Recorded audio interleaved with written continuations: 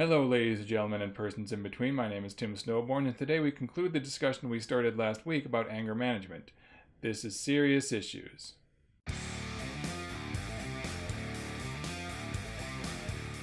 So last week we began a discussion about anger management, and I was telling you how I used to think I had some anger issues. Not that I was like the kind of person who would scream and throw things, but thought I had some anger management issues, and then read books about people with anger management issues and realized, everybody has anger management issues and mine probably aren't worse than yours. Today we're going to conclude this discussion. So as I was saying, face-to-face is a whole different story. I tend not to get into a lot of political debates face-to-face, which I'm thankful for, not just because it's easier to get upset, but because, in an online debate or an online discussion, you have more time to calm down and think about your response, do a little Googling, a little research, back up your argument. And I think that online discussions, as chaotic and hateful as they can be, are more productive than the face-to-face discussions and debates, because again, you have a chance to calm down and look up things. Here's some steps you can take to help manage your anger and facilitate a more productive discussion about politics. When you see someone post something that you really disagree with, something that really gets on your tits, the first thing you should do is don't respond immediately. Don't do that. Stop. Just catch yourself. If you've caught yourself before you fire off an angry response, you're halfway there. So, stop. Don't respond to them right away. Take a minute, cool off. Go somewhere else. Have a drink. Not an alcoholic drink, probably. Have a cigarette. Calm down. Do not respond to that person until you have calmed down and hopefully thought about what you want to say and where they're coming from. Try to consider where they're coming from, even if you wholeheartedly disagree with them. So, first thing to do is take a break. Don't respond right away. Once you feel you have calmed down, and you'll know that you've calmed down, if you are insulting them and you have a really accusing, condescending, sarcastic tone, then you need to stop and take a longer break. If you're being an asshole to the other person, you're not calmed down yet. You need to stop and take a break and come back. Once you feel you have calmed down and you can give a measured, reasonable response, it's a good idea to try and summarize the other person's position. It's a good idea to start with, so what you're saying is, and I don't mean like, so what you're saying is, if you're doing that, if you're doing this and you're angry, don't respond to it. Making sure that you understand what the other person is saying, try to paraphrase and summarize them, that goes a long way. You need to establish that you're hearing them. And then you need to sort of try to broaden your horizon there and look at their ultimate goal and what they want to happen. Try to find common ground. That's the next step.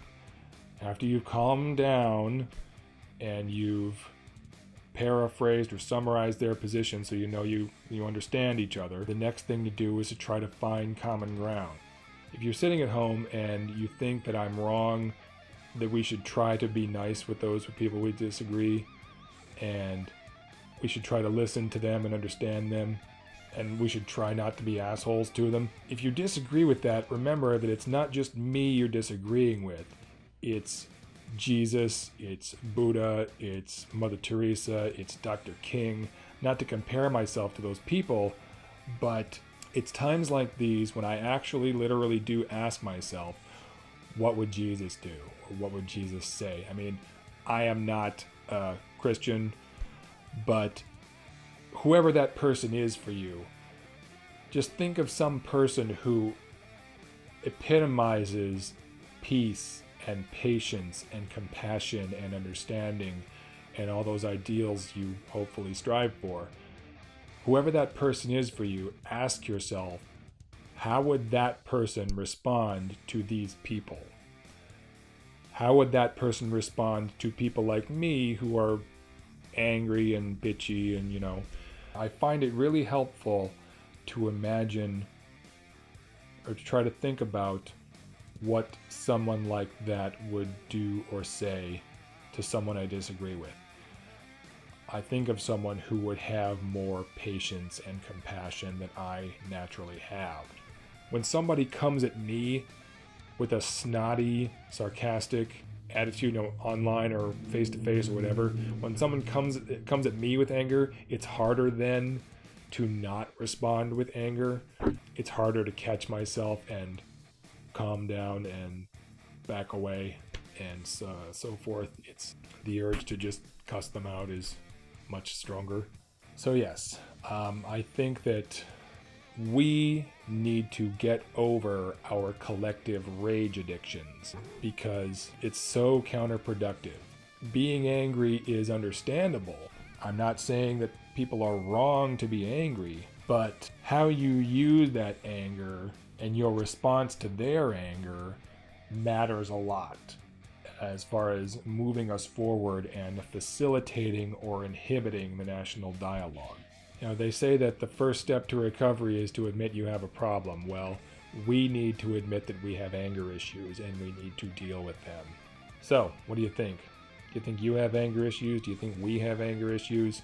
How do you think we should deal with them? Do you think you can stop yourself from immediately bitching at somebody, and you can follow my little suggestions about calming down and making sure you understand them and seeking common ground and all that? Tell me what you think. I hope that you are not too angry about anything, politics, anything I've said. I hope that you can get over your anger issues. If you're a guy, I can recommend that book. Was it Beyond Anger? I didn't even mention the author. What was that guy's name? Thomas J. Harbin is the author of that anger book that I was quoting there. Check it out if you're a guy, or maybe also if you're a woman. I don't know if they have separate anger books for women or not. Admit that you have anger issues and deal with them. And I hope that I can get better at that, and I hope that you can get better at that. I hope that we can get better at that and try to understand each other and be nicer to each other. Kumbaya. Thank you very much for joining me for this video. If you liked it, please click share, like, and subscribe. Tell you what, we'll vote this way. If you think you have anger issues, click subscribe. If you don't think you have anger issues, click like. If you know somebody who has anger issues, click share. And if you definitely have anger issues, take a minute and calm down before you go to the comments section. Be excellent to each other. Thank you again, and I'll see you next time on Serious Issues.